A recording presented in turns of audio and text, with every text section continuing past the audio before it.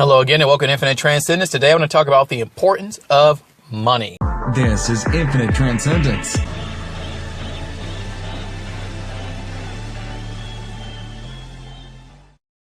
And when I talk about money, I'm not talking about like making money and saving and I've talked about all that before. I mean money itself. Like, what is the purpose of money? Like the dollar bill you hold in your hand. Actually, I have a dollar. I never usually carry money on me anymore. But I happen to have a 5 on me. I just happen to have one left over. I never ever carry cash, but a 5. So what's the purpose of this? Why does this exist? What is it for? Why do we use it? You know, it may seem like a stupid question or kind of dumb, but there is a good reason that money exists.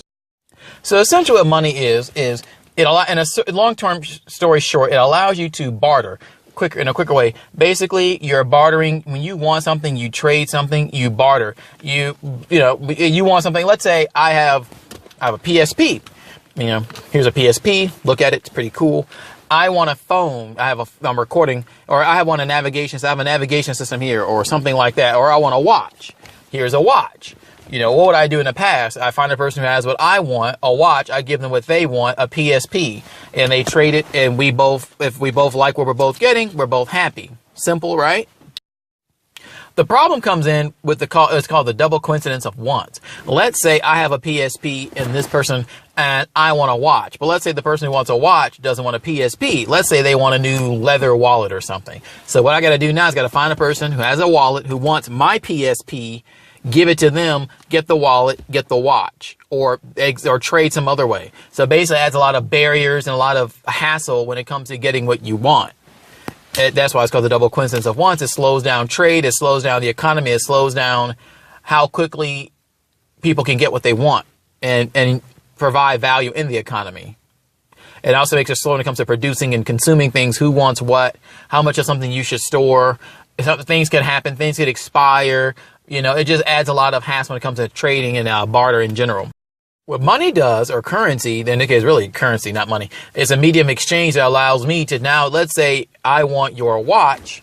I can just say, here, I give you $5 for your watch, or $50 or $100. And you say, okay, I give the money, you give me the watch. I can buy a PSP. I can buy a wallet. I can buy a car. I can buy a house. I can buy pretty much anything with it. It's money. It's a pretty much universal exchange. And it speeds up getting what I want. Now, that's the value of money. It speeds up barter.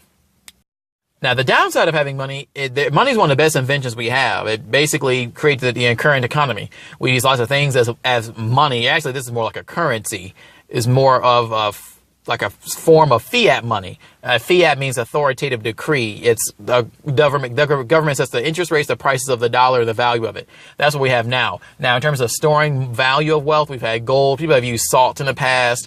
And if you notice, the coins have edges on them because in the past, the rulers would shave off the coins, which was inflation. They would try to devalue the currency by shaving the coins and making it seem there was more money than there's worth, which made each person poorer. So they put they put edges on the coins, which have nowadays just inflation. So the government basically just prints the money. They monetize the debt by the Federal Reserve, which makes the value of each dollar go down. Now, yeah, I'm sure you have a grandfather, grandparent. You probably heard them say, well, back in the day, this cost this. I can tell you myself, I'm not even that old, but I remember when I was a kid, a candy bar was like a basic Hershey bar was 25 cents.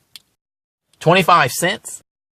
Yes, 25 cents. I could buy a candy bar for a quarter. Now, and then when most of my life is about 50 cents when I was a teenager through most of my life. And now I went to the stores like usually 75 cents if you walk in and get a candy bar at most stores. So it's steadily gone up and up. So basically what this means is the government makes you poor. The more you have to increase the price. I've had to increase the price of my own services and things over time. It's because the cost of living has gone up so much that what you buy with each dollar becomes less and less. How does this happen? Well, the government promises people things, people vote for things, and then the government promises that they either have to tax it, borrow it, or inflate it. They can only tax so much because generally people who are taxed on the upper incomes, but eventually you can't tax them forever because it hurts the ability to create jobs. If you borrow, you got to pay it back with interest. So what they do is they just inflate. And a lot of people don't realize this. And generally the poorest people who have the least amount of money don't realize that each dollar they have buys less and less. So it's harder and harder for people to get by. Once you combine that with the a lot of the unemployment and ability to find good quality jobs and jobs going overseas and lots of other things. It creates a lot of pressure and problems on people that lowers their standard of living. And when people had this happen, they turn to the government for more help, and the government passes more laws, and then you get a continuous cycle of the same thing until it, bankrupts. We're a lot of debt now. We have a lot of money being printed, and that's what basically happens. So that's what money is and the value of money. That's why we have money as a medium of exchange. It expedites barter. You can always exchange some things you can do as a hedge. Maybe you could you may not spend money on everything. You could always try to barter certain things or barter services for certain things. Maybe not everything, because that would be too slow, or do more things yourself. Or find a professional. Like a lot of times people will find an accountant and they'll provide a service for the accountant. The accountant, gives them accounting services.